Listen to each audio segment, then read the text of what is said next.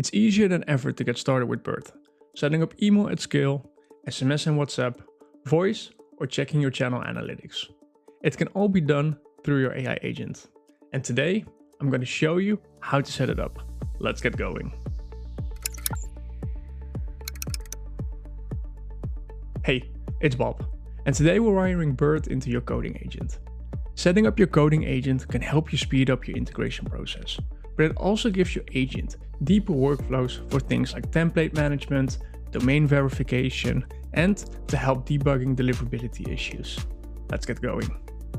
When we navigate into our developer pages and in our documentation, you land on the Get Started, and then under AI, we have Set Up Your Agent. Here we can copy the prompt, which we can use to get going with our agent. There we go.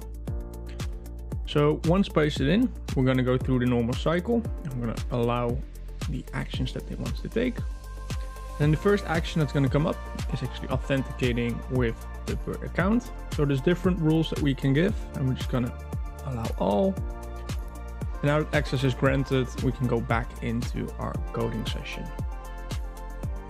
All right, and that is signed and done, and it came back full access to the workspace.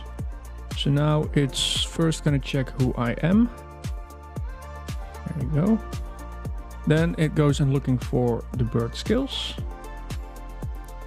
So no plugin installed yet.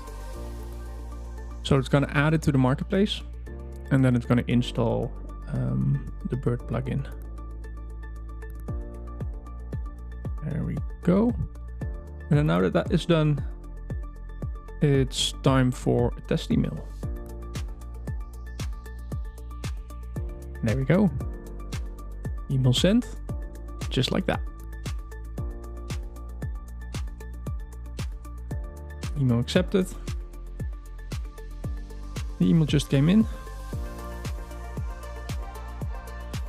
And then the final stage is just making sure that everything has been successfully installed. And there we go. You can see that the email was sent in 1.4 seconds. And there's a lot of different things that the Bird CLI can do for us now, but more of that in the next video.